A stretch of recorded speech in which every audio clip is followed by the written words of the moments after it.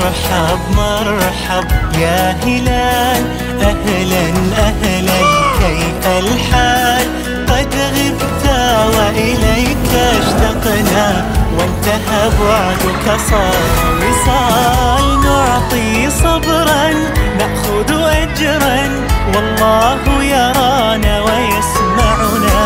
نغفر زلا نوصل أهلا، لأن رمضان يجمعنا. Alhamdulillahilladzi an'amana bi ni'matil iman wal islam, wa nusalli wa nusallimu ala khairil anam sayyidina Muhammadin wa ala alihi wa sahbihi ajma'in, amma ba'du. Hadirin yang dirahmati Allah Ta'ala, pertama-tama tidak bosan-bosan marilah kita selalu bersyukur atas segala nikmat yang telah Allah berikan kepada kita, mulai dari nikmat yang kita anggap sepele sampai nikmat yang kita anggap besar, yang mana apabila kita mau merenungi lebih dalam, maka sesungguhnya nikmat Allah itu tidak ada yang sepele, semuanya menyimpan hikmah yang besar. Kedua, semoga salawat serta salam selalu tercurah kepada Nabi akhir zaman, pemimpin para nabi, Nabi Muhammad SAW, yang telah berkorban harta, waktu, hingga nyawa untuk menyebarkan Islam, sehingga kita bisa merasakan indahnya iman dan Islam, dan juga kepada keluarga, sahabat, dan para pengikutnya hingga akhir zaman. Hadirin yang dirahmati Allah Ta'ala, Allah dan Rasulnya mengajarkan kepada kita beberapa sikap dalam menjalani hidup agar hidup lebih terasa lapang dan menenangkan. Salah satu sifat yang dimaksud adalah sifat sabar. Sabar berasal dari bahasa Arab yang berarti menahan diri. Bila dimaknai dalam kehidupan sehari-hari, maka makna sabar sangat luas cakupannya. Pada dasarnya setiap yang bernyawa pasti akan diuji oleh Allah Subhanahu wa Ta'ala. Begitu juga kita sebagai manusia yang Allah Ta'ala dinaikkan derajatnya dari makhluk ciptaannya yang lain. Ada beberapa ayat yang membuktikan bahwa kita adalah sebaik-baik ciptaan. Allah berfirman dalam surah At-Tin ayat 4 yang berbunyi, laqad khalaqnal insana fi ahsani taqwim, yang artinya sesungguhnya kami telah menciptakan manusia dalam bentuk yang sebaik-baiknya. Ayat ini sudah cukup menjadi bukti bagi kita bahwa manusia adalah sebaik-baik ciptaan. Bahkan dalam ayat yang lain, kalau kita mau menelaah dalam kisah Nabi Adam, akan kita dapati bahwa kita bisa menjadi makhluk yang lebih mulia dari malaikat. Jadi suatu keniscayaan bagi kita sebagai makhluk yang paling baik diuji oleh Allah Ta'ala. Dalam beberapa ayat juga Allah menegaskan pada kita tentang keniscayaan ini.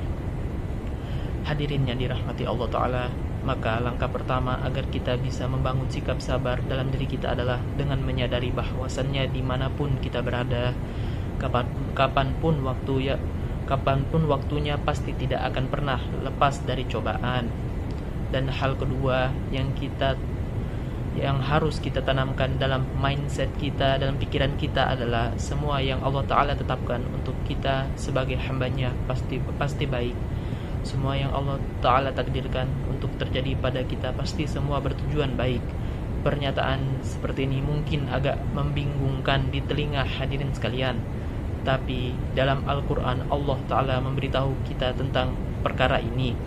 Allah berfirman dalam surah Al-Baqarah ayat 216, yang artinya, diwajibkan atas kamu berperang, padahal itu tidak menyenangkan bagimu, tetapi boleh jadi kamu tidak menyenangi sesuatu padahal itu baik bagimu, dan boleh kamu menyukai sesuatu padahal itu tidak baik bagimu.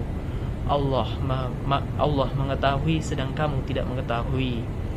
Dalam ayat ini Allah Ta'ala memberitahu pada kita bahwa apa-apa yang kita senangi belum tentu itu baik bagi kita. Begitu juga sebaliknya. Dan apa-apa yang menurut kita baik belum tentu juga itu baik bagi kita. Begitu juga sebaliknya. Kemudian terlintas dalam benak kita, kenapa bisa seperti itu? Jawabannya adalah karena ilmu yang kita miliki sangat terbatas, sedangkan ilmu Allah Ta'ala meliputi segala sesuatu. Jadi maka dari itu kita sebagai manusia harus selalu menanamkan dalam diri bahwa apa yang Allah Ta'ala beri dan apa yang Allah Ta'ala tetapkan untuk kita adalah baik. Hadirin yang dirahmati Allah Ta'ala, dari beberapa pembahasan di atas, paling tidak ada dua hal yang harus kita lakukan agar sifat dan sikap sabar ini ada dalam diri kita. Yang pertama adalah menyadari dengan hati bahwasannya kita sebagai makhluknya tidak akan pernah lepas dari cobaan dan ujian. Cobaan dan ujian ini tidak lain dan tidak bukan semata-mata agar derajat kita tinggi di sisi Allah Ta'ala. Yang kedua adalah kita harus menanamkan di mindset kita, dalam pikiran kita dan hati kita, bahwa apa yang Allah Ta'ala tetapkan bagi kita adalah baik, sehingga keyakinan kita akan pertolongan Allah Ta'ala akan selalu ada.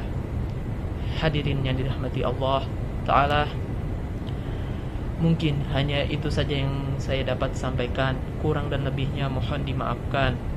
Wassalamualaikum warahmatullahi wabarakatuh.